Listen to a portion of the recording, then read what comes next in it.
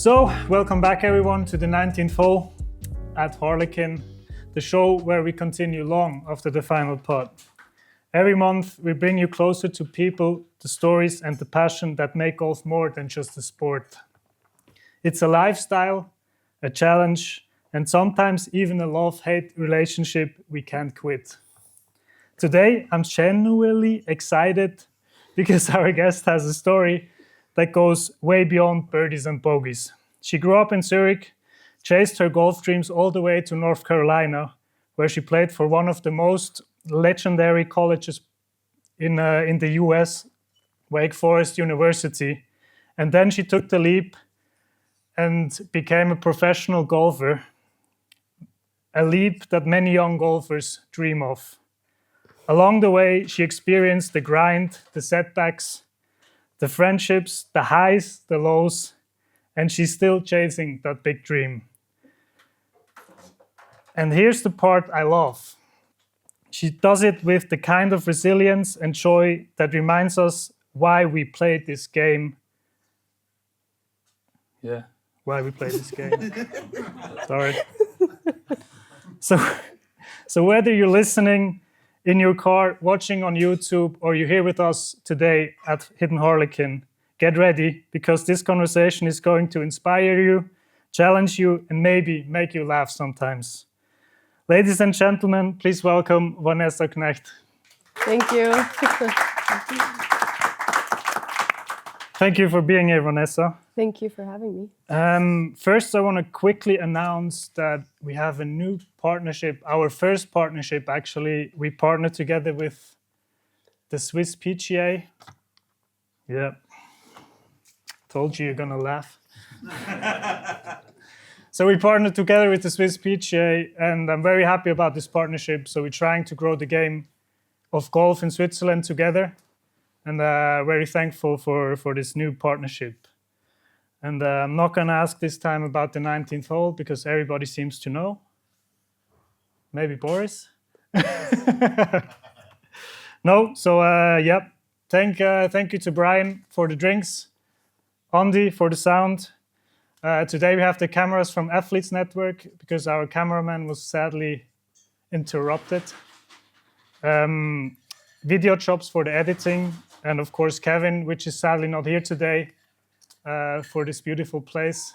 Yeah, the talk will be in English, as you already noticed probably.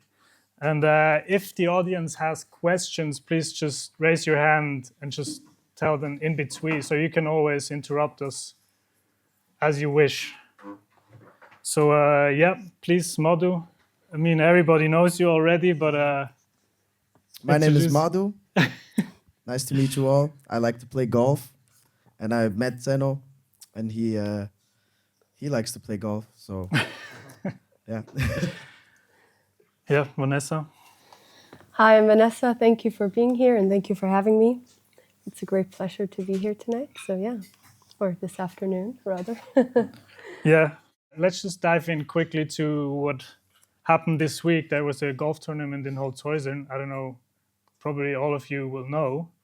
So did you go, Vanessa, did you go and watch it, or did you watch it on TV? Because normally you would play. I would play, yes. I didn't go watch because I was at a different club championship, actually, All watching. Right. But I watched it on TV and live scoring, of course, cheering on my fellow Swiss friends. And they're doing great, so... Yeah, they did, yeah. What was it? Chiara was second? I think second, yeah. And then we had, after the cut, I think we had 5 in the top 15 or something. Yeah. Like that, so quite good for the, yeah, the that's Swiss. Cool, it's really good. Yeah. Madhu, did you watch it? I watched a little bit. He was a bit too long on the 19th hole yesterday. You could say so. No, so yeah, and then 2 weeks' time we're gonna have the Ryder Cup. I saw one guest in here; he's already came with the shirt, perfectly dressed. Ryder Cup. So yeah, let's go Europe. I'd say too. So what's your two's prediction for the Ryder Cup this year? Are you happy with the picks? I think they're good. You think they're good? Yeah. They're gonna win? Europe is gonna win, yes. I would say. No, I mean, I agree. I'm also for Team Europe, obviously, but I also think one of my friends from college, actually, he's playing for the US team. So I'm also, like with one eye, I'm also eyeing what he does, obviously, because it's quite cool. Yeah, it's Cameron Young. Cameron Young. Yeah. Oh, cool. Yeah. He was in college with you. Yeah, he was. Same And, time or? He finished 2.5 years earlier than me. But, Okay. yeah, so I did freshman year and he was in his senior year. So it was All right, cool. almost 3 years, actually. Yeah. Yeah. Oh, nice. Yeah, so you're gonna nice. cheer for him a little bit. Yeah, a little bit, but mostly for we Team can Europe. give them 1 point. That's fine. We should survive that. Yeah. What does the audience think? Think Europe's gonna win? Europe for sure. Yeah. I think we agree on that one. I like that. Perfect. We've upgraded the twin, and the rest is the same as in Rome, so I guess the chances aren't bad. Yeah, exactly. Very True. We just changed by the twins. The rest is the same. Yeah. The twin is in better form. True. That's great. Perfect. Yeah. So let's start at the beginning. How did you get into sport? Into golf, not sport. When did you start? At what age? What brought you to the sport? So I started with 4 years. It was mainly an activity that my dad did with me because I had too much energy as a child. So they just needed me outside, and he thought, how great, something that she cannot do is hit a white ball. And I started, and I couldn't stop. I got hooked, as we know. And then, yeah, I started on a driving range in Wädenswil, actually, which sadly does not exist anymore. It's also Okay. where I did my Platzreife. Yeah. And so I started there, and then with the support of my parents, obviously played a lot of junior golf with the ASG back in the Yeah. day, so Swiss Golf now, and never stopped. And here I am. Cool. Nice. Nice. So before university, what was your way towards university? So I went to school in Zurich, did high school there, did a sports high school, Condes Gymnasium Zurich, after having finished my primary school. And I did 5 years there because it took a year longer due to us only having classes in the morning, and then we could go practice in the afternoon. And So you do like 1 year more than you normally do because Exactly, you had yeah. time for sports. Yeah, exactly. That's cool. Yeah. And it was really cool because we were in school with other athletes from different sports. So I was the only golfer in my class, actually in my year, I believe. What other sports were there? There was ice hockey, there was boulder, there was swimming, there was volleyball, handball. Handball? I don't Handball, know. probably. There was cycling. I mean, we had a broad class All with right. a lot of athletes, Nice. and it was really cool because it was just same-minded people, you know. Yeah. And it was just normal that you, I would say, wouldn't go out on a Friday, but you were at a tournament or a sporty activity for the weekend. So it was quite cool, yeah, to have that. So you all didn't go out together? Occasionally, but not as I often, see. no. So did you also do other sports? I while you were did, yeah. young? Yeah, I grew up skiing. I actually raced. So I did downhill, I did super G, I did slalom, I did everything. And I loved it, I still love it. But I don't race anymore. So that'd be a good candidate for the Ski and Golf World Cup too. Yes, I actually wanted to do that once, but yeah, I guess I could still do it. I tried this year, so Oh, really? yeah, And how did it go? it was interesting. Yeah. I lost a bit too much in the skiing, that's why I didn't make it. Well, it's But a cool event. I'll try again next year. Yeah, definitely. Maybe I'll join you. No, that's cool. Yeah, but I mean, skiing was probably skiing and golfing was the two that I did a lot, and then I played the violin for a long time. So I grew up with a lot of interests, but then at one point, time was more valuable, so I needed to choose something, and golf had me hooked, so I chose golf. Yeah. So do you still play the violin? Unfortunately, I don't. Oh, shame. I know. I know. But I told myself that one day I'll pick it up again. You probably don't have one here anyways. Oh God, please don't put me on the spot. Because Cedric was playing the piano. Yeah, that's quite cool. I know, he's quite talented that way. Yeah, no, and then your way took you over to America. Exactly, yeah. So, yeah, after high school, I mean, during high school, I played a lot of international events across Europe and sometimes also in the US. And I got lucky. There were a few recruits that were interested in me, and then I was able to pick a university. I think, I don't know, among like 8 or 10 universities, I picked Wake Forest. Okay. And yeah, I was super excited, but I also had no idea what was coming my way. All right. So yeah, take us. How was your first practice there? Like, were there any surprises or cultural differences or funny moments? I mean, there's a lot because 4 years is a long time. But I would say that the biggest difference that I encountered was that when you're in a team, like the team aspect is so different to the individual aspect that you grow up in, because you have that part in the European Team Championships or the World Championships, but not really on a weekly basis. Yeah. So being part of a team is obviously a really cool aspect that teaches you a lot, because you're in a team with 10 women, and that can be very intense sometimes. But it was great. We had a lot of different individuals and personalities from across the world. We had one Thai, one Italian, me as a Swiss, and then we had 5 Americans. And in the end, we had someone from Ireland too. So there was always a good mix. All right, and it was cool, quite fun learning about their cultures as well. Yeah. But yeah. Being in the US at first was a culture shock, yes. I see. So did you have any free time when you went there, or were you just studying, playing golf? Partying.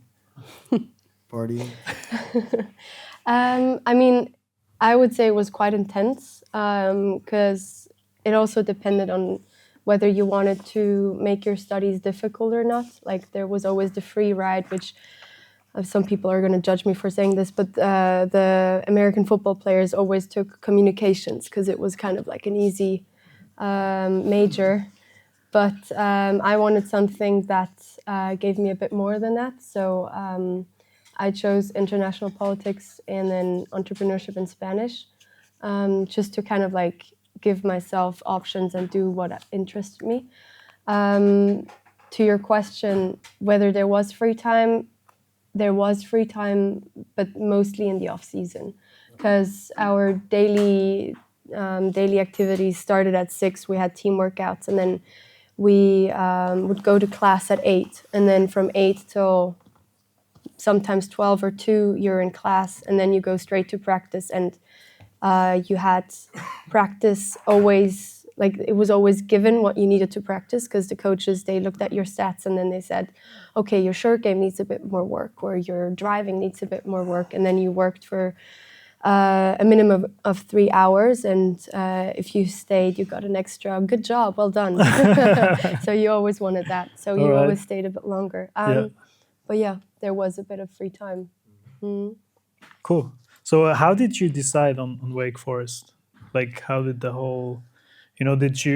so you talked to the scouts, and then did you go over and checked it out first, or? So I actually did not go. So they call it an unofficial visit.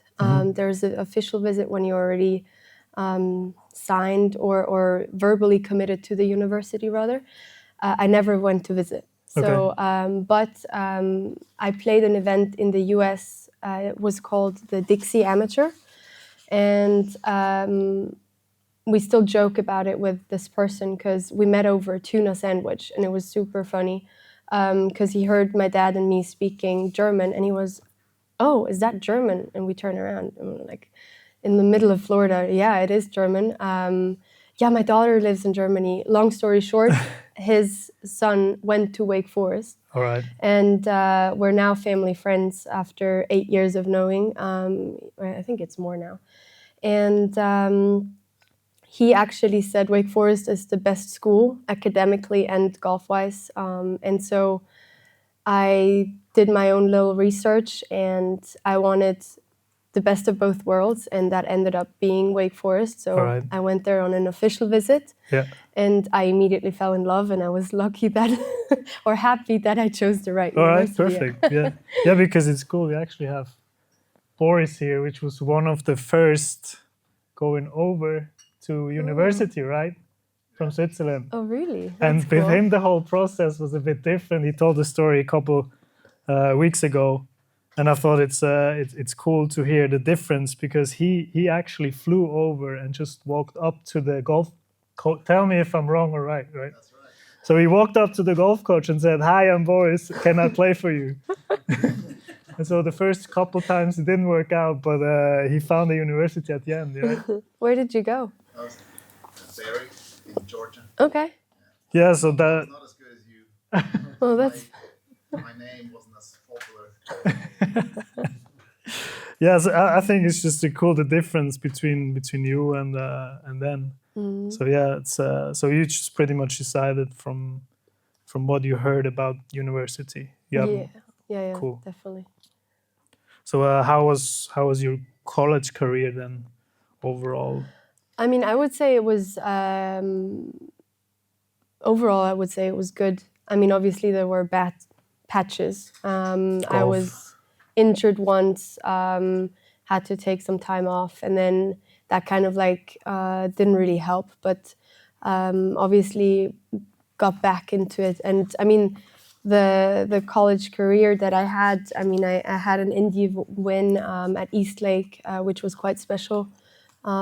We had a runner-up at NCAA championships, which is basically the championship of the universities in the US. So that's from all universities. Exactly, yeah, from Division I universities, yeah. So my first year there, we got runner-up, and that was quite cool because, you work towards a goal, which is being part of national championships and winning national championships. And then experiencing that as a team was quite special. And then, I mean, it was a great experience. It was a tough experience at times, but I would say that it made me to the person I am today because of all the experiences that I had. So I'm really grateful for that. Overall good. That's nice, yeah. So so you said there were 10 women in the team. Yes. Do they always all play all of them, or is it? No, so it was, we had qualifying pretty much, well, there's different ways of doing it, but we did it the way that the person who got top 5 at a tournament was an automatic pick for the next week. And then there was qualifying for the 5th place, and only 5 play. All right. Except for ACC championship, which is a regional championship, or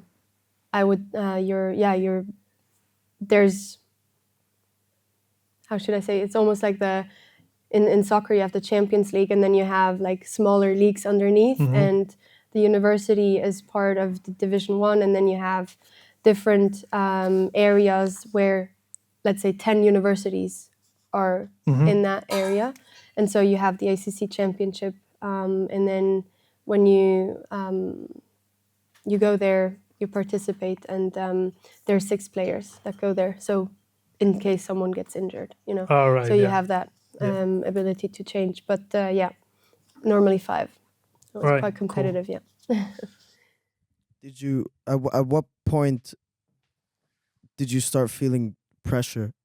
Do you ever feel pressure when you're I feel like? pressure. At what point did you Yeah. realize like, wow, this is making me nervous, or like, You mean in golf, like when I rock up, like Madhu's gonna find out next year.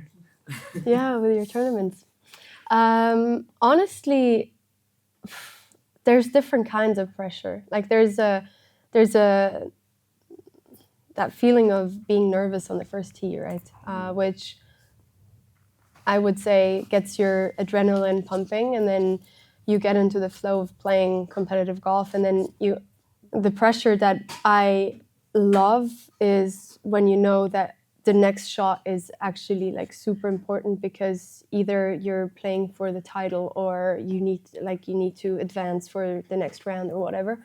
There the blood pressure goes up quite a bit, but it's managing that as well. But at the same time, like, yeah, I mean, there's different kinds of pressure, and I feel like, I don't know, I mean, my first LET event, I felt pressure because I wanted to do really well, but that's because I set my bar really high. There's players that just go there and enjoy, and not that I'm not enjoying it, obviously, but no, I mean,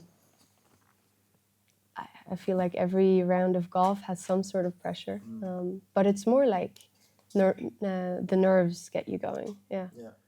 Yeah, I think it's. I also think it's good when you go to the first tee and you feel a little nervous, because otherwise you just don't care. Yeah, that's right. True. Like, you should play like you don't care, but maybe a little nerves will help you. Yeah.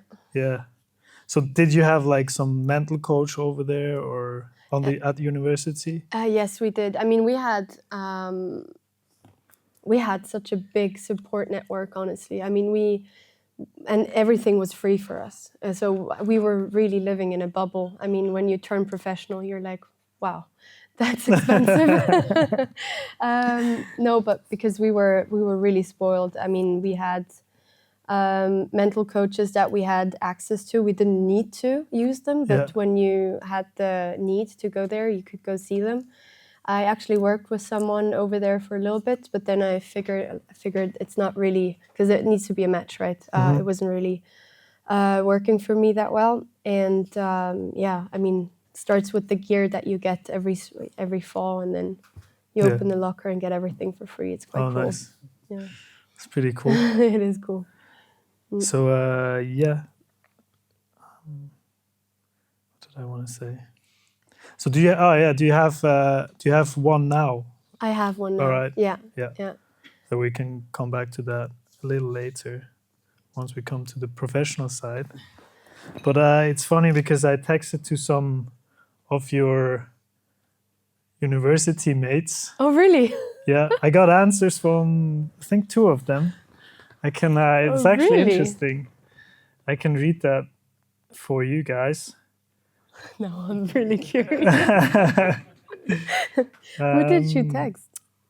I'm gonna let you know. Wait, I need the other one first. I texted a couple, so I have to.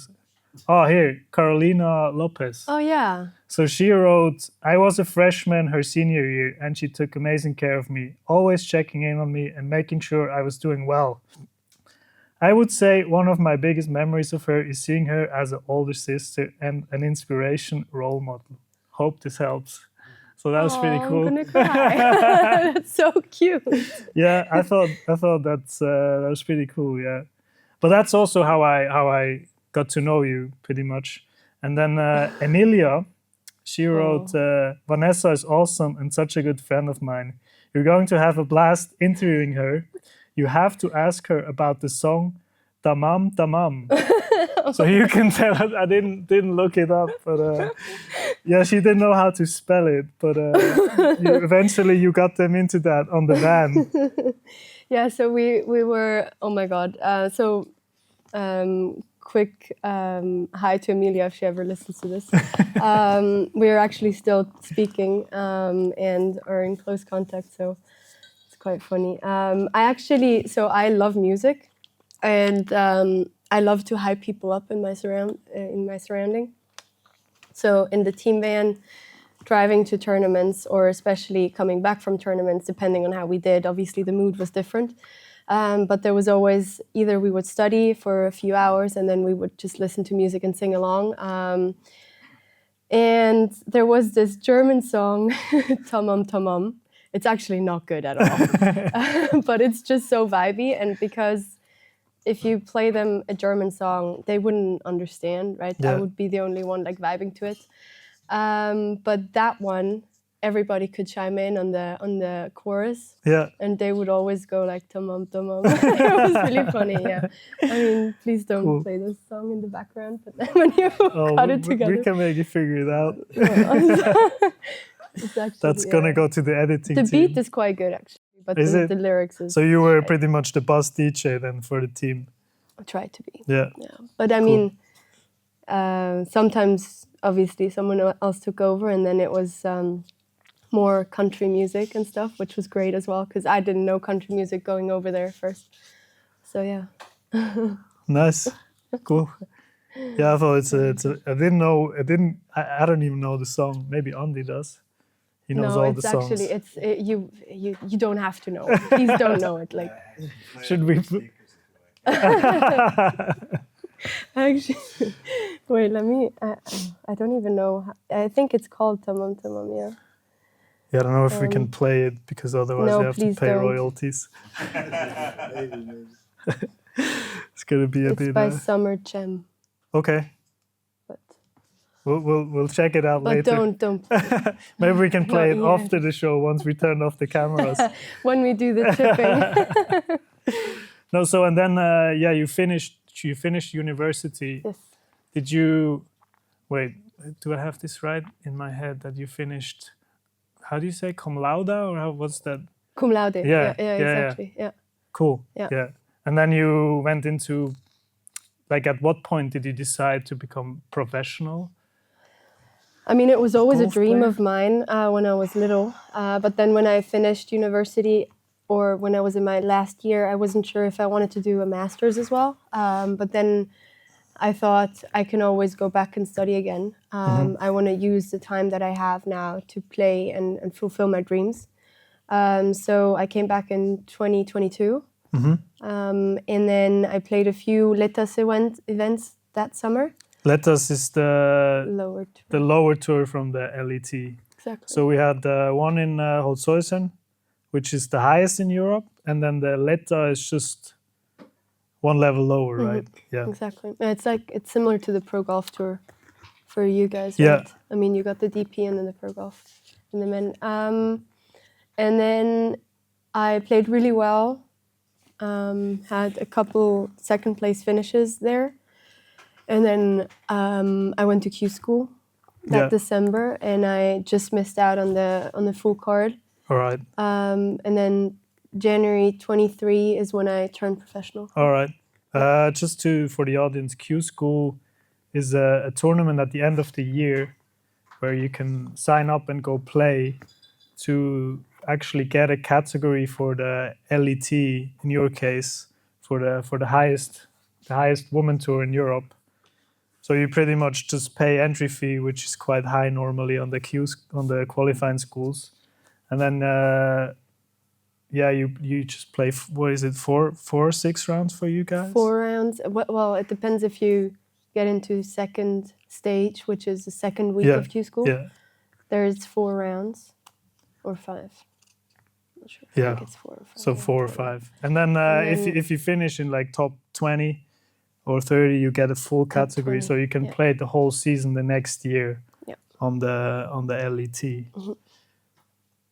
Yeah. So and then you had like a partial category. Size, I actually could play quite a few tournaments that year. I remember my first one being in Kenya, which was quite the experience because I've never been to Kenya. I actually have a funny story about that too. About mine? Yeah, but I'm gonna come to that That later. was all. I did my It's work. like we haven't seen us for like 15 years. No, I he knows texted more. to someone else. Oh. And and then that was the year I turned pro and played all of them. So how was that first year? It was actually, I enjoyed it so much. It was a lot of traveling. I mean, professional golf is a lot of traveling. But it was definitely, I don't know. I mean, you don't go, I didn't go in there with expectations. So I don't know if I can say, oh, I expected that, but it was completely different. No, it wasn't, because I mean, every tournament was different. It was in a different, either it was on a different continent or in a different country. So it was really interesting just going to these venues and being part of a that tour. It was really cool to see and be part of it. Especially playing these events was quite nice. I played really well in the first half. Yeah. And then that summer, I got injured for the first time on my wrist. So I needed to take a break for like 2 events, which was quite, I was bummed about that. But then I went back, and then the second part of the season wasn't that great because I just kind of like really struggled with my wrist. But I really enjoyed it. Like, I mean, if you, like, let's be real, I can do what I've always wanted to do. And that was really cool, like being able to fulfill my dream. And I don't think I actually realized until now that I could play all these events without pain, without like being healthy and everything. And that was something that I look back and it's like really great because I really enjoyed it. And I want to go back as fast as I can. So right now, what would you say was the biggest struggle in the beginning when you started on your professional journey? That's a good question. I mean, yourself, like as a professional golfer, you're self-employed, right? So there's many different aspects because the golf doesn't really change. Like you go to a tournament, you take part in it, you compete, you want to be the best. But I think everything else around it, like taking care of sponsors, is one big thing that is really important. And obviously, without sponsors, I couldn't do it. So I'm really grateful for them. But it is a great responsibility that you have. And then also, honestly, just knowing what you all need to, what I needed to do at first when becoming self-employed, like the whole organizational stuff, because you need to make sure that you catch the right flight after a tournament in order to have enough time to prepare yourself for the week that's coming. So I think the organizational stuff was at first quite difficult because there's always venues that are on similar courses or at least in the similar areas. So if you remember what Airbnbs you were at or which flights you took, because it's all on, you have it all in an email, right? You can always go back and check, but that definitely was at first really interesting, yeah. So did you have somebody to help you organize all these things, or you just did everything by yourself? No, I actually, I don't know, I could have asked people, or I could have also maybe looked for some help, but I wanted to do it myself first because I wanted to know what it actually takes. And I also love to organize things. So, when I was done with my practice, I would just sit down and obviously do I always call it admin work. So I did my admin work in the afternoons when I was done with my practice. So all by myself, and I still do it by myself because I really like it. Yeah, it challenges me too to stay on top of, the things that I need to do that are really important, and not go in town, not go to town until stuff is done. So.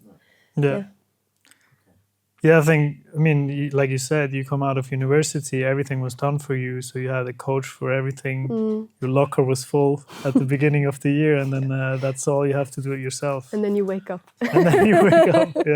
Wake up from Wake Forest. Yeah. See? It's a good line. Yeah, we can cut this out. No, so and did you always travel yourself or together with other players? So both, basically. Sometimes I travel with people. Sometimes I traveled with my dad. Sometimes with my boyfriend. Like it's there's different weeks in the year, and who could join from the family. Obviously, I managed that then, and it's always nice to have someone there that really knows you, because golf can be tough, but golf can also be great. So definitely. Yeah, about the travel. Wait, Kim wrote something. I need to check. Oh my God. So Kim was playing this week in Old Soisin, and she took the time to actually send something to me.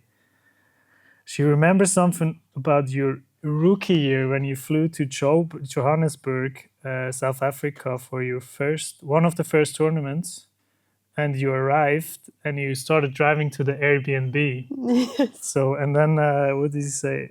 So she said it was getting darker, and the closer you got to the Airbnb, like the more dangerous the area looked like.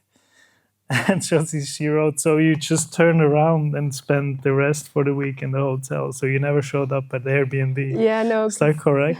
Yeah, that is correct. Actually, that was the first time. You asked me if I always do my booking by myself. That was the first week, or the only week that someone else did the booking. And it was downtown Johannesburg, and you just don't want to go there because it's quite criminal. And obviously having golf bags and suitcases in the back of a rental car, like everybody there will know that you're not from there. And I was in the car with my dad, and we look at each other and we're like, we cannot get out. So we actually turned around and went to the hotel after, and we were really glad they still had a room, because otherwise we would have been stranded. I see. Yeah, never a dull moment on tour. True that. Yeah. Was your luggage always on time? And because you travel with all your travel bags, and it must also be stressful, no? That you arrive and then you need to know if everything has arrived. That's actually very true. So I gotta touch wood, knock on wood. I never got to an airport and my golf bag didn't arrive. So up to this day, I got really lucky, because there were different stories from different girls that haven't gotten their bags, and they needed to play with rentals and rental clubs and whatever. So that's tough. But luckily, never me. But it's also, I always told myself that if I have to travel abroad to, I don't know, like a further destination, such as Johannesburg, I will never take a connecting flight, because I will just go straight from Zurich to the airport in Johannesburg, because that also just, the chances are higher that the golf bag actually gets there. And sometimes, one time I remember being at the airport in Sweden, and I don't know if you do that too, but I have air tags in all my suitcases, so I know exactly where they are. And my golf bag wasn't on the airplane. And I could see that, as we were like rolling away from it was just staying at the airport in Zurich. I was like, oh no, what am I doing now? So I went to talk to the flight attendant, and she was like, well, too late now, but you can talk to the people there. And luckily I got there early enough so that they could, have the golf bag delivered the next day, which was lucky. But I mean, it's just kind of sad if you... I know a story from Benjamin Rouge. He played the second stage for a qualifying school, I think it was 2 years ago. Yeah. So it's actually, I mean, it's a pretty important tournament, because you can qualify for the DP World Tour with the men. And his bag didn't arrive, and he had to play with rentals for this, I think it was second stage he played. So he played second stage with rental, and he got through. So he made it into the top 14 out of 100 players. And he made it to final stage. And then in the last stage, he actually qualified for the DP World Tour for the next season, which is actually, I think it's an amazing story. It's a legendary story. Because you literally get clubs which are, I mean, it's just way different to play than what you normally have in your bag, which is fitted just perfectly for you. And I know he's like, his clubs, he likes to have them like, I think 4 degrees flat or something. So, wow. I mean, normally the club will be like this, and his shaft is just flattened out 4 degrees.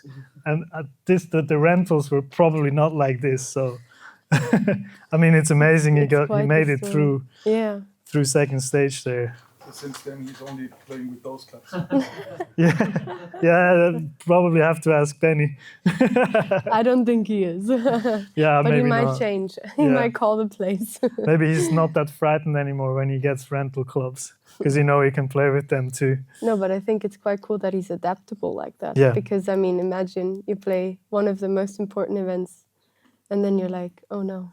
Yeah, my bag didn't arrive. And he didn't know where his stuff was. He was just, he didn't know when it's going to arrive, or it's crazy, So, but back to you. overall, so on the LET, like how's the atmosphere overall on the Ladies European Tour?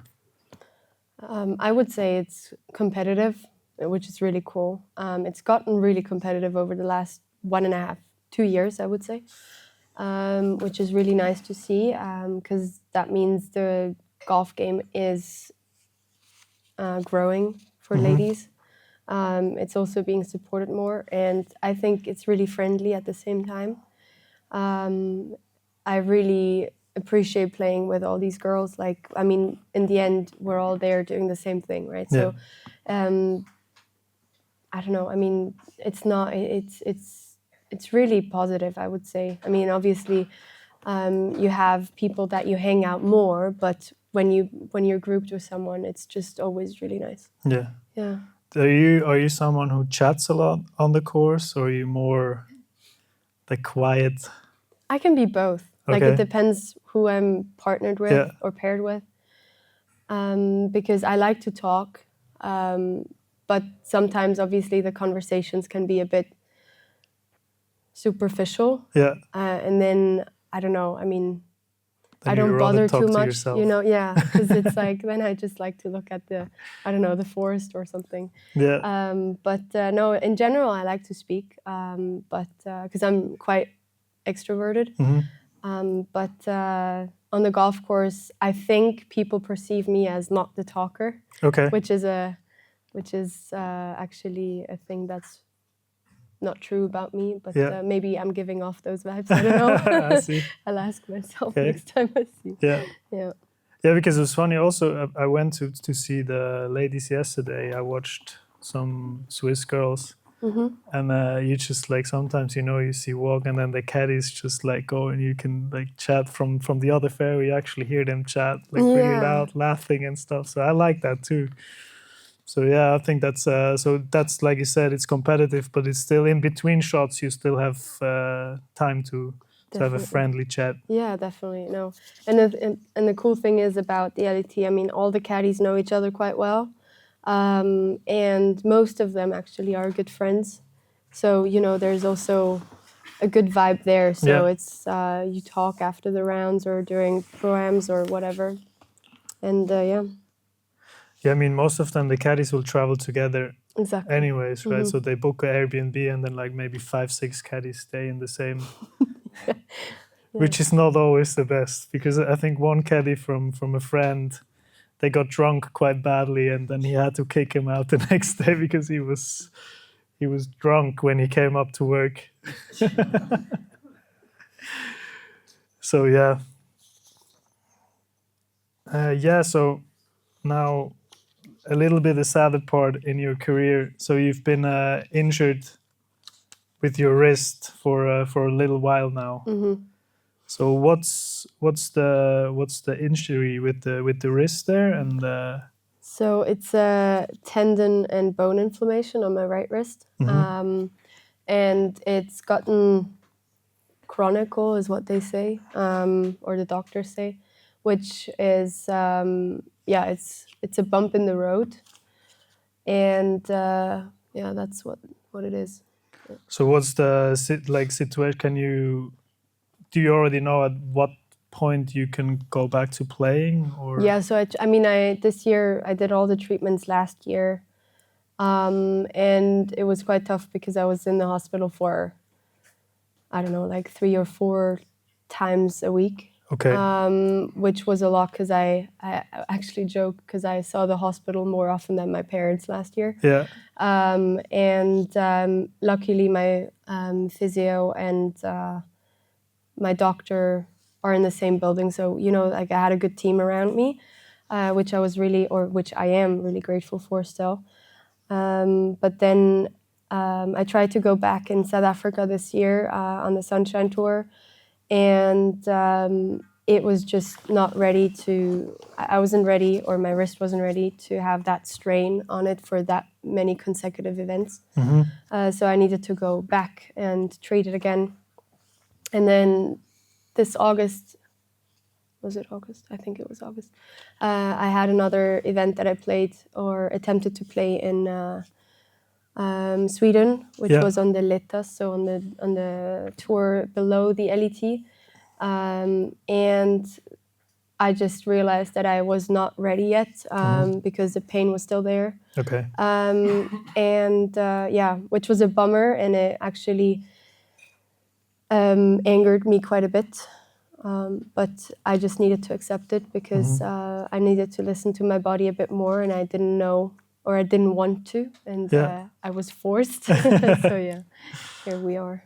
So how do you stay motivated during this time? What keeps you? Honestly, I think the goal that I want to be one of the best players in Europe, right? So I think knowing that the little Vanessa always dreamt of that, I want to achieve that one day. But also just being consistent with what I've always done, and seeing where I can get in golf is really motivating. Because I feel like golf is one of these games where you all might know that if you play golf, you get this great shot, and then you're like, oh, I can do that again.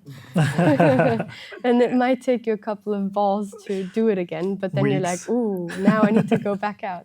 So it's just this feeling inside, like it's that fire that I have, that I just wanna be out there, play competitively, because I am a really competitive person, and I will not stop until I achieved a few of my, or at least not a few of my goals. Who am I kidding? All of my goals. So what's your biggest goal in women's golf? I mean, I think goals change, right? Yeah. But my biggest one is eventually being able to play on the LPGA. Yeah. But I do want to be one of the best in Europe. I do want to win an Indy. Well, I want to have an Indy win under my belt, and I also would love to play on the Solheim Cup. Yeah. Which would be really cool. Which is the equivalent to the Ryder Cup. Exactly. Yeah. With the women. Yeah. Yeah. And that would be great. Yeah. Yeah. And also just always getting better, like you know, because if you stagnate, that's not good. Yeah. Yeah. You can still train with your wrist now, or? Yes, but it's just it's limited, right? I mean, it's under surveillance. I'm in conversation with my whole team as well, constantly. Like I used to be on the range for, whether that's good or not is another discussion topic, but I used to love just hitting balls on the range for 4 hours, and now I can't do that anymore because obviously that puts too much stress on my wrist, and I just need to be more mindful in how I do practice, which is also good for my short game because it makes me practice my short game a bit more and maybe be on course with the just inside, I would say, like 60 meters where there's not as much strain. But it also definitely taught me that I can't, because I always wanted to get longer, but I'm quite long with my drives and my irons, but I think I reached this point where I just have to accept, hey, I think it's good enough. Like, you don't have to get better in that area. Yeah. So, yeah. Is it on the ladies? Because on the men's tour, it's literally like we're just trying to get longer and longer. Or at least it was like this over the last couple of years. Is it on the ladies tour a bit similar or less? I would say it's less. I mean, there's definitely the players that need to get longer because they're just maybe a bit shorter. Yeah. But I don't think there's this acute point where they say we have to get longer. Yeah. It's more, I feel like how you use your game to score lower, I feel like, and the precision. But I played in Johannesburg this year actually with a former LPGA player, and she was lovely. And this Asian lady, and she's probably half the size of me, and I'm like 169 centimeters. Okay.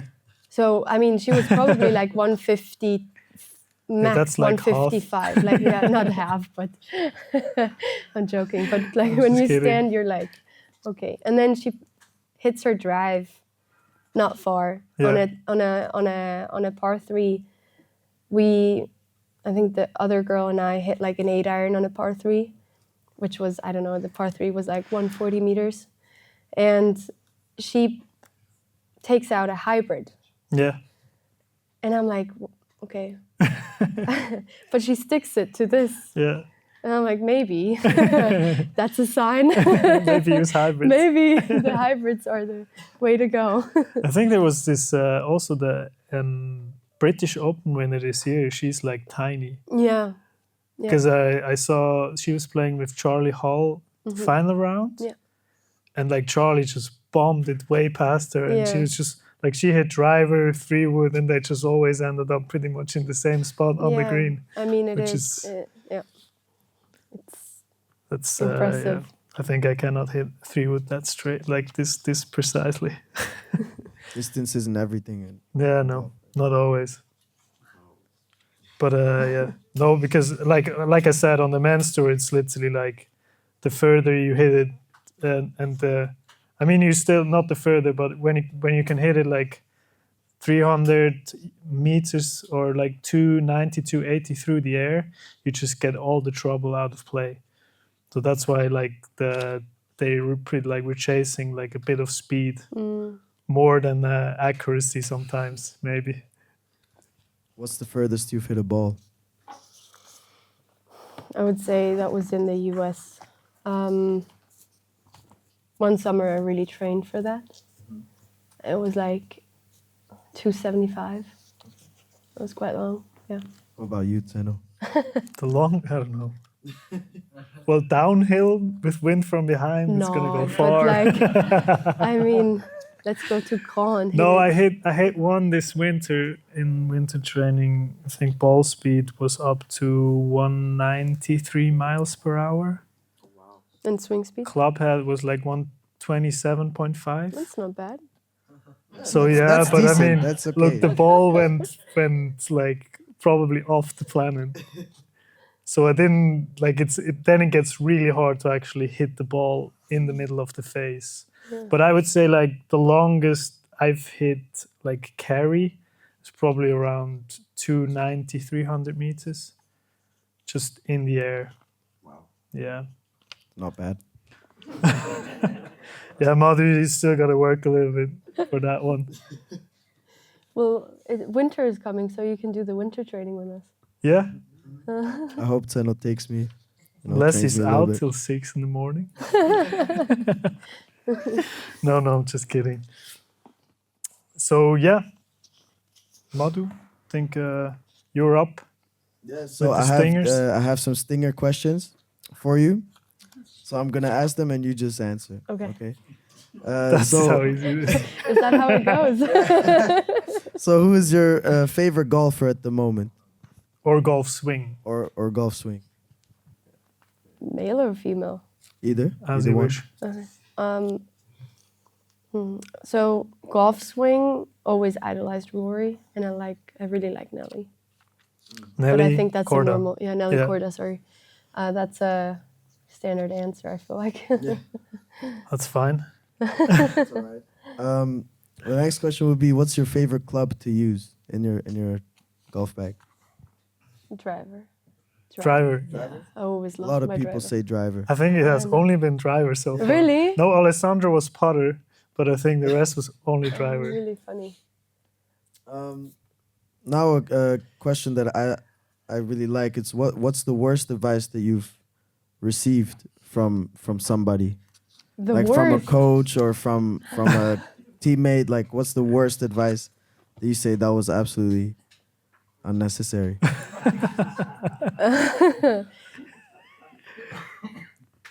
I don't know if I can say that. Oh, you can. No, you don't need to say who said it. You can just say what was said. Well, it wasn't a coach, but it's more like when you play in a group. When I go out and play and Like just with amateurs. yeah, and lovely people. But I don't know if you know that, but like you go out and then you kind of like get an advice and you're like maybe just adjust your shoulders a bit more. And you're like, Yeah. okay, thank you. That's really kind. Yeah, I actually had it once. Once I was playing, I think it was some pro-am somewhere abroad. And I played with this elderish guy, man. A gentleman he was, but then we had chips and I didn't chip too well that day. So I didn't stick them to like a meter or so. Maybe sometimes they were like 2-3 meters away. And on 17 or 16, he comes up and he's like, you got to do it this way. But he hacked it every time he chipped it. So I was like, well, thank you. Yeah, I'm going to keep that in the back of my head. They mean so well, right? But it's just like maybe you're working on something. And it's just like, Yeah. you take it, you're like, okay, great, thanks. Move on. Yeah. Okay, yeah. So my next question would be, what is the most clutch shot that you've hit? Like, do you have like one shot that you can describe where it was like crazy? Yeah, I had 2 hole-in-ones in competitions. That was quite clutch. Yeah. Yeah.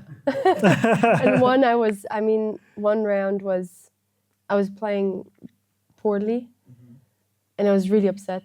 Got really emotional, and I was like, okay, now I'm just gonna not care. I rock up to the tee box and I make my hole-in-one. I'm like, okay, now that tells me I should probably care. Yeah, no, but that was quite clutch. Yeah. Was that your first hole-in-one on a professional? In an event? No, it was the second one. Okay. Yeah. Did you break any clubs when you got upset during? Next question. No, Okay. no, I'm kidding. No, but I haven't since one event. You haven't since one event? No. No. Wait, I'm thinking. I was probably. There's got to be like a lot of broken clubs. I was 15 years old, I think, and I was angry. After a drive, and I snapped my driver to. I had the head in my hand, and I kind of like went to my trolley. Yeah. Without the sound effect, and I put it in my bag, and then on the next tee box I took it out, and it just went. I was like, oh my God, how did that happen? And then I realized it was me. And then my dad was like, okay, you're gonna buy your next driver yourself. And I never, ever broke another club. All right. So that was Cool. a good lesson. Yeah, that's good. Yeah. That does sound like a good lesson. My next question would be, what would be your dream foursome to play with? It could be anybody, dead or alive, golfer, non-golfer. Who would you like to play with? I would like to play with Scotty. Scotty Scheffler. Scotty Scheffler, sorry. And then Annika Sørenstam. Yeah. And Is who's that? Sorry. Annika is one of the greatest female players that ever played the Probably the golf greatest. game. Yeah. It's like the equivalent to Tiger Woods. Yeah, exactly. Women's golf. She was quite. I mean, she is quite inspirational. She still does a lot of events for the juniors and actually also a collegiate event, which was one of the best that we've ever played. I got to meet her and she's really cool. But I would love to play with her. And then the third player would be.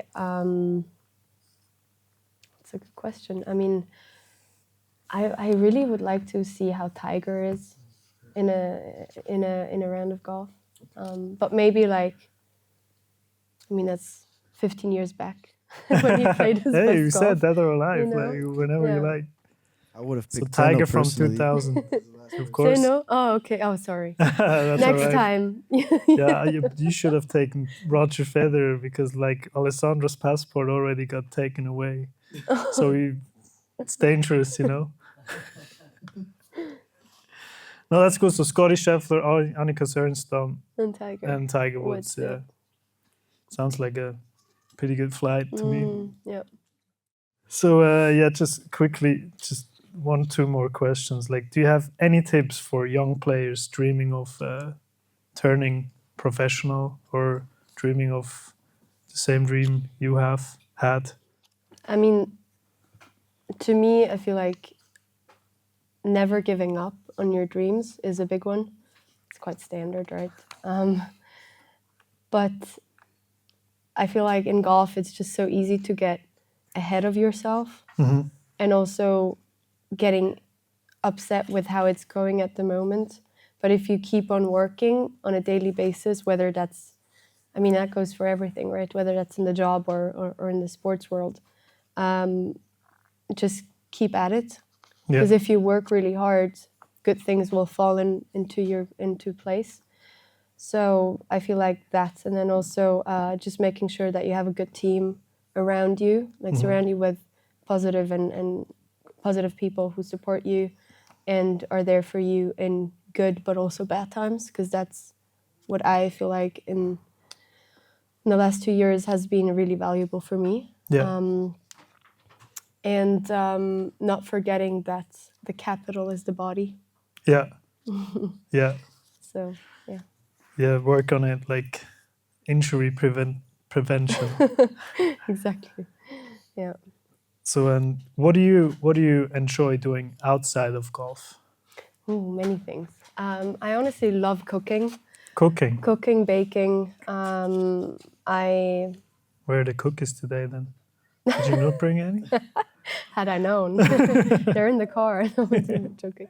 No, actually, I started baking bread during COVID, and I actually never stopped. So cool. I really like it. Unfortunately, when you're on the road, it's quite difficult. Yeah. I can't bring the whole machine because that would be an extra suitcase, which would be hard. But then also, I just love being outside. I have a dog, so we go on a lot of walks, and we enjoy nature. We go explore new places, which is really cool. And when I'm at home, spending time with friends and family as much as I can, but also just a bit of a slow life at home, really. If there's time. Exactly. Yeah, I would say that's it. Sounds good. Yeah. And what is the one shot you're still dreaming of? Like if you could imagine one shot in your head you would want to hit, like in what environment, and what would be the shot that you would like to hit? I think it would be in an event where I'm leading and then I hit this beautiful high draw to the pin, and it's a clutch putt, and I don't need to really care about the putt because I can just tap it in. You can just go and tap it in. Yeah, in front of a crowd. Yeah. That would be nice, yeah. That'd be nice, yeah. Sounds like a nice shot. I'll work on it. Have you done one of those yet, Madhu? What did you say? Did you do one of those yet? No. I actually did, tap actually. in? No, I did. My father was there. He's sitting right there. But he didn't watch me because he was playing his own ball. True, your dad is gonna kick your ass shortly. I heard in golf, like bad, because he's gonna be retired in 2 weeks. He's right? gonna be playing a lot soon. So. That's great. So you better be ready. Yeah. That's great. So I want to see scores. Though. Yeah, I want to see. you'll see. Scores. Yeah, I want to see scores. Yeah. And so what we have now is, do you have I saw this in another podcast and I thought it's a great idea. So you can ask a question for our next guest. What would you ask our next guest? What question? What Or he she. cannot travel. What he or she cannot travel without non-golf related, and it can't be the passport. Okay, so like has to be with them all the time. Yeah, more like superstition wise. Yeah. Is there something for you that you always travel with? Yes, I always travel with my AirPods. They're really important. They're not that important. The muted Tom Tom song or what? Oh my god, Tom. No. It's actually my walk-up song, you know. Yeah. No, I actually always travel with my little journal to keep ideas and thoughts in place. Yeah. Mm. Do you have something, Madhu, you always take with you? No? No, not really. You? I'll probably my black roll pillow. Oh. That's just always in there. Is that good? Yeah. You can roll it up. It's like, yeah, it's pretty smooth. You can put it in a backpack, and I always take it with me. Because I hate when the hotels have these big pillows where your head just sunks in and it gets really hot around your head. So I'll always bring this one with me.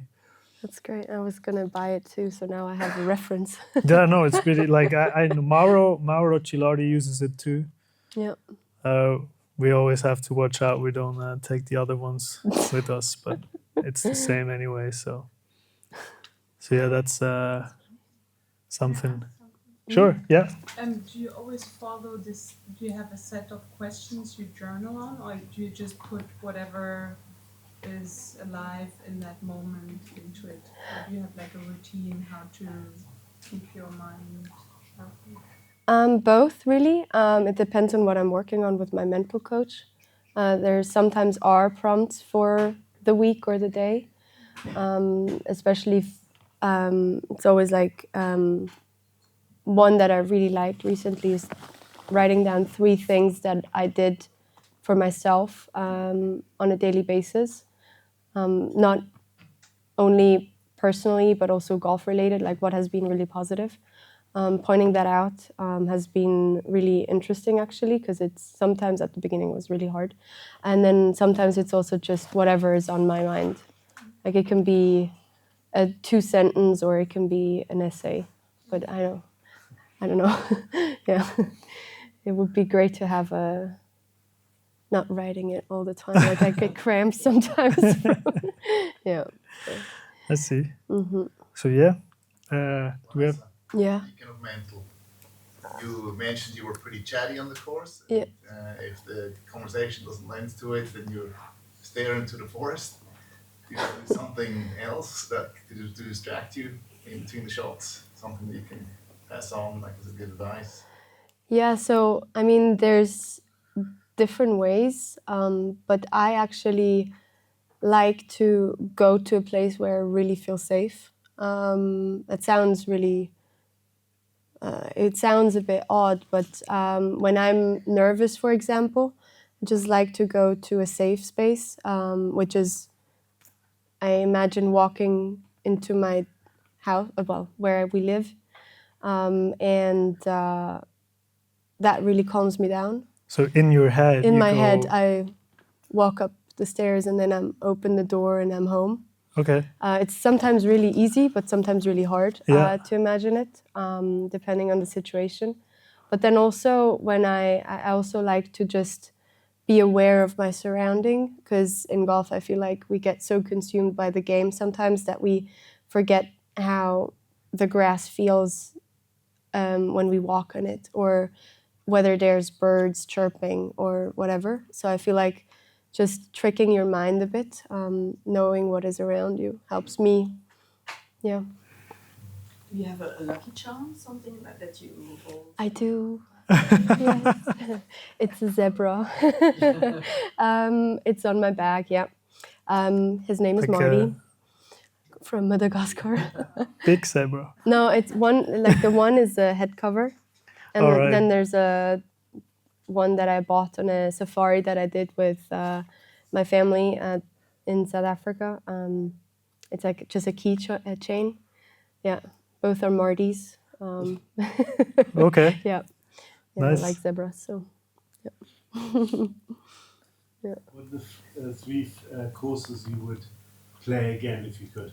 Like, you know, if you say you could play 3 more courses in your life, which 3 would you play? Like only playing those 3 over and over again, or just again? Is that Okay. basically your top 3 that you would definitely would want to play again? All right, so that would be Royal County Down Yeah. in Ireland, Northern Ireland, sorry. It's East Lake in Georgia, quite cool. That's where the final is. play FedEx. of FedEx final. Yeah. Yeah, quite cool course. The third one, it's really hard. Like that question actually always gets me because we play so many courses that are pretty on tour. It also depends on how you did on them. You probably say East Lake partly. Yeah, there's some good emotional attachment to that one. That's true. Yeah. Normally you played well on them. Yes. Yeah. And honestly, my home course, Zumikon, I really like. Yeah. Yeah, they did good work there with rebuilding some of the holes. Yeah, no, it's really Pretty good. cool. Yeah. Yeah, those three. Did you play East Lake in today's rotation or in the old or? In the old. Okay. Yeah. Is it from the Wednesday? It's tough. It's tough last hole, isn't it? Yeah. Was it a tight ending for you then? And how did you play that last hole? I actually hit my driver 280 down the middle. No, 75. Sorry. No, not quite. And then I laid up. It was like a semi layup. I kind of went for it, but I didn't at the same time because I knew I was going to be too short. But then I had like a chip of like, does that not make sense? Yeah, it kind of does. I mean, I had to picture it in my head first. And then I had this, it wasn't a chip, it was more like a pitch. It was like 45 to 50 meters. And then I hit it to like this. Yeah. And I made birdie, I think, if I'm being right in my head, yeah. I was quite nervous over the putt. I remember it was like a tap in, but I still feel like I'm still standing over the ball. It was quite long. Yeah. That's pretty cool. How did you handle the jet lags? Because you travel a lot. I try to not eat on planes where I travel to different time zones, because when I eat, I feel like it throws me off. It throws me off because of my metabolism is constantly working, and I try to just drink a lot. And then honestly, I tried going to bed at the time prior to, like, let's say I would travel to the US. I tried to go to bed at 9 US time, but that's just kind of like odd because it doesn't really work for me. But then when I get there, I just immediately sleep whenever it's possible. Unless I get there in the morning, then it's not possible.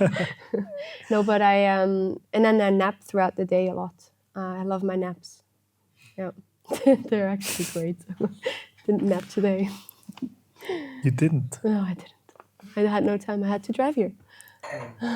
From Zurich? No, not from Zurich. From the mountains. Yeah. That's fine. Do you have any more questions?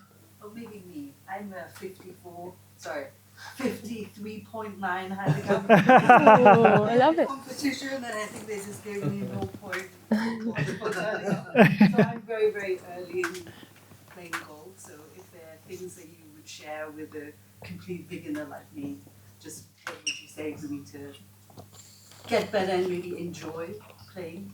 Because I don't have this huge urge to be really good. I just want to go out and enjoy with my husband because we're really obsessed. Which is the most important as well. I honestly feel like go out on course and play as much as you can. Because it's easy for us golfers to forget that actually where we play our game is on the golf course and not just on the driving range. Because that's also where you can practice the most and learn the fastest. And don't get discouraged, like, because there's people out there that are too naggy when you play with them and they try to correct you and, you know, like be petty about, I mean, you always have to follow the rules, obviously, but if you just play, then just do it because you want to be there. Yeah, don't get discouraged from the people that might be in your group that are super, like, sticklers about the rules of golf. Like, yes, always follow them, but don't get too obsessed with them. Because when we play, like, I always feel like when we play, well, like, if we were to go out tomorrow, it's super relaxed. Like, there's no worry in the world. Like, we we just kind of like have this chill environment.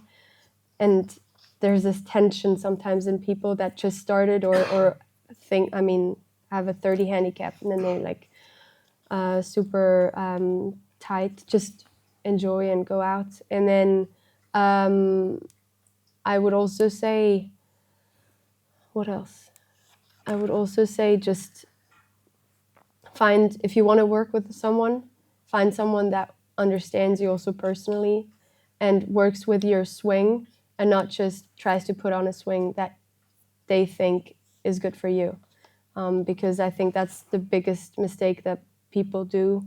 Go see a coach and then they try to, you might not have the mobility to go some way, but there might be another way to, you know, still hit. Because in the end, what matters is the 0-0 on the ball, right, with the club face. So try to find someone that does the job for you in that scenario. Yeah. Yeah. I also think YouTube is not the best to go on to for technical advice. There's some good stuff, but especially in the beginning when you don't actually know what you're looking for, probably YouTube is not the best place to go. And also, for that works, but technical advices are difficult. And then also, like there's golfers always try to, correct other golfers. And they always look for that what they're doing wrong themselves. So let's say if some guy is really flat, he looks at your swing and he sees, oh, she's really flat too. Even though for you it's probably not a problem, but for him is. But he will tell you, you should try this and that, exactly what he does. And normally for you, this is not going to work, what works for him. From what I understood, so you decided, is that late, or I don't know, just during your studies, so towards the end of the studies to become professional.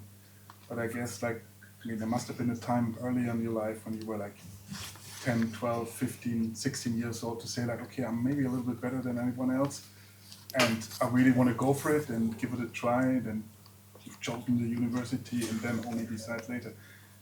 Was it like that, or was it always the situation where you think like, yeah, you know, my handicap is much better than... So I think maybe I missaid or miscommunicated a little bit because I always wanted to become professional. Okay. I remember my coach back in the day. I was at the junior. I was doing the junior trainings in Golf Club Rubicon, and he gave me this book from the Evian Masters, one of the majors that we have on the LPGA, and he made this frame on the first page, and he said, insert a picture of you here. And so that, like, I always went to see this tournament, and it was sort of like where my love for becoming a professional also started, and that was when I was 7 or 8, you know. So but I also have to say, like, I had no idea what it takes with 8 because you just dream of something. And then I also did not know that it can be, you know, the way it is sometimes, because it seems really luxurious sometimes, being a professional athlete in general, but there's obviously also other times where you don't feel as luxurious on the road. But I mean, I always wanted to become a professional golfer. I just, in the US, I was deciding between a master's and then prolonging my studies for a year and then turning professional after. That was sort of the main idea of that, but it was always clear that after university I would then try to turn professional. Yeah. Cool.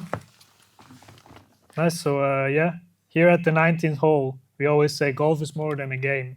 It's a mirror. It reflects who you are when things are easy and who you are when things get tough.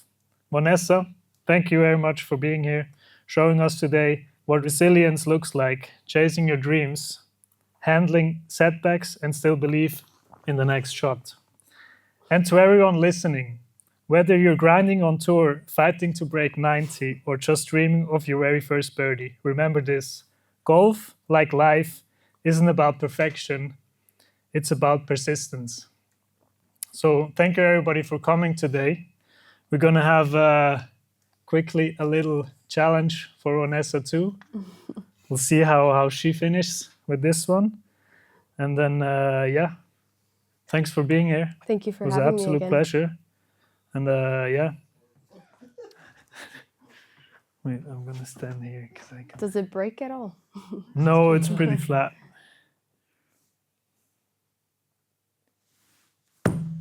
Ooh. Not too bad. Quite. Again. We're going to do one more? Yeah, I'm going to do one more. Okay. I need to take it over. You get one more. Mulligan. It's fine. Oh, go in. No. Oh, rude. No. No, they're not real. Did someone make it? That's good. Did someone make it before? No, we haven't won anyone yet. That's 2 feet. I think it's one of the closest we had so far. Me? Yeah. Oh. I think Cedric didn't even make it to the green. Yeah, we're going to do that. So yeah, thank you everybody for coming out. Thanks Madhu, thanks Vanessa. Brian, thank you very much for the bar. Andy, for the sound. It's always great stuff. Kevin, not here again still. But was he out with Madhu yesterday? I don't know. Was he? No? He's sick. So yeah, maybe he was out with Madhu. Who knows? We'll figure it out. Thanks to Athletes Network for the cameras, to Videojobs who's gonna edit everything together, and of course to you, the audience, for being here today. Thank you very much. Stay, maybe have one more drink, and see you next time on the 19th hole here at the Thank you.